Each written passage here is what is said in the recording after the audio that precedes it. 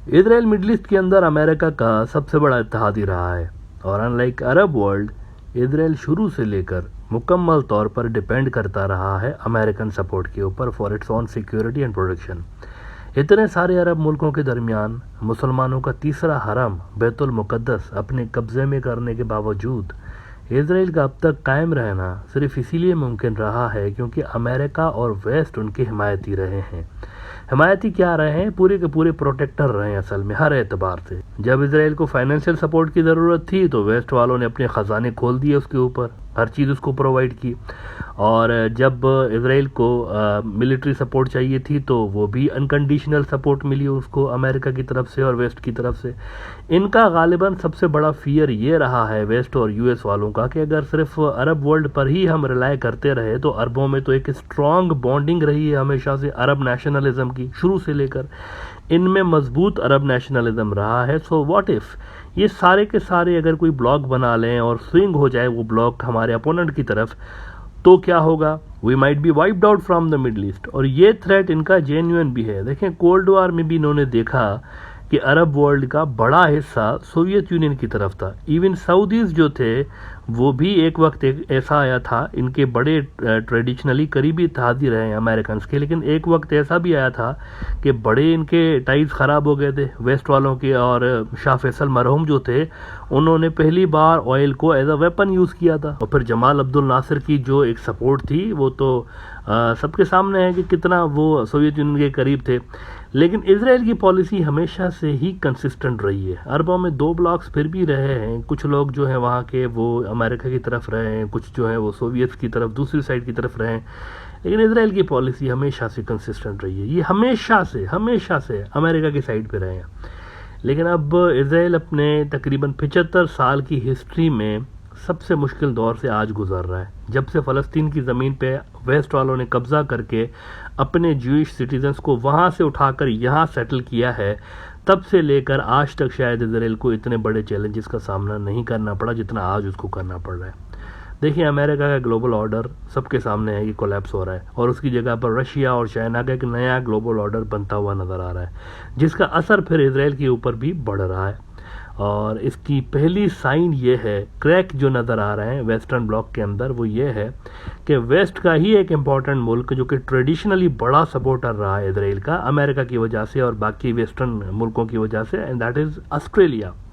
बड़ा strong supporter रहा है ऑस्ट्रेलिया इनका, इसराइल वालों का।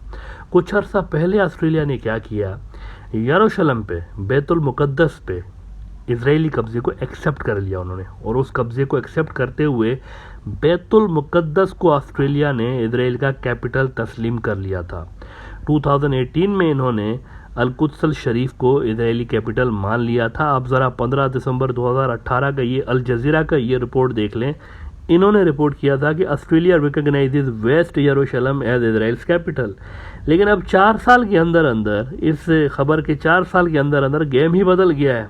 और अब ऑस्ट्रेलिया ने अपने उस 2018 वाली एक अश्लील किस्म की हरकत पे तौबा करते हुए यरूशलेम को इजरायली कैपिटल मानने वाला फैसला ही वापस ले लिया है कि हमसे गलती हो गई, हम नहीं मानते कि ये यरूशलेम जो है वो इजराइल का कैपिटल है। अब देखें, ये अल जज़ीरा की 1-2 रोज़ पहले की खबर देख लें कि Australia removes reference to West Jerusalem as Israeli capital. लेकिन बात यहाँ तक देखें ख़त्म नहीं होती ना, इससे भी बड़ा गेम असल में बिहाइंड द सीन्स चल रहा है, इससे भी बड़ी चीज़ हो रही है। इजरायली जो प्रॉब्लम्स है वो यहाँ तक ख़त्म नहीं हो रहे। ऑस्ट्रेलिया हो सकता है कि फ़लस्तीन की आज़ादी और यरूशलेम को फ़लस्तीन की कैपिटल के तौर पर एक्सेप्ट कर ले जल्द, ये भी हो सकता है। इसके लिए बिहाइंड द सीन्स बहुत कुछ हो रहा है।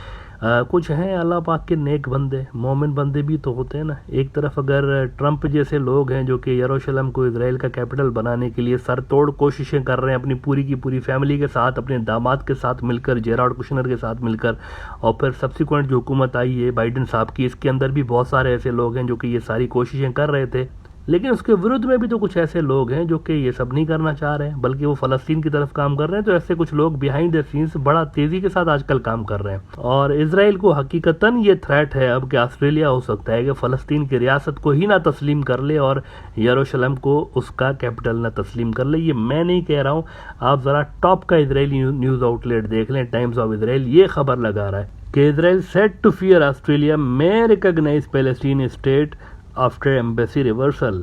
अल-कुद्स शरीफ को इजराइल का कैपिटल मानना तो दूर की बात है, अब तो ये बातें होने लगी हैं कि फ़लस्तीन की रियासत बने और यरूशलेम उसमें डाल दो, उसका कैपिटल बना दो। ये बातें हो रही हैं। देखें, ये वाला जो कैंप है ना, इसकी ताकत ज़्यादा होती जा रही है। तो ये अमेरिकन ग्लोबल ऑर्डर में पड़ने वाले क्रैक्स में से एक है। बहुत बड़ा क्रैक आपको नज़र आ रहा है अमेरिकन ग्लोबल ऑर्डर में, मिडल ईस्ट के अंदर। उनकी जो पॉलिसीज़ हैं वो रिवर्स हो रही हैं और अब खुल के ये चीज़ें सामने आ रही हैं। देखें, ये कोई ढकी छुपी बात तो नहीं है ना, सामने इवेंट्स होते हुए नज़र आ रहे हैं। इस वक्त अरब वर्ल्ड के साथ अमेरिका के ताल्लुकात ऑयल प्रोडक्शन के हवाले से, वो जो घटाने का उन्होंने कहा था, तो उस पर तो ताल्लुकात ख़राब हैं। अरब वर्ल्ड ने, मिडल ईस्ट वालों ने ख़ास तौर पर, पावरफुल जो प्लेयर्स हैं वहाँ के, उन्होंने अमेरिका की डिक्टेशन लेने से साफ साफ इनकार कर दिया। उनके साथ पहले ही उनके रिलेशंस जो हैं वो डाउन हो गए अमेरिकन के। लेकिन उधर ईरान को देखें कि वो भी इसराइल को आंखें दिखा रहा है और अमेरिका को।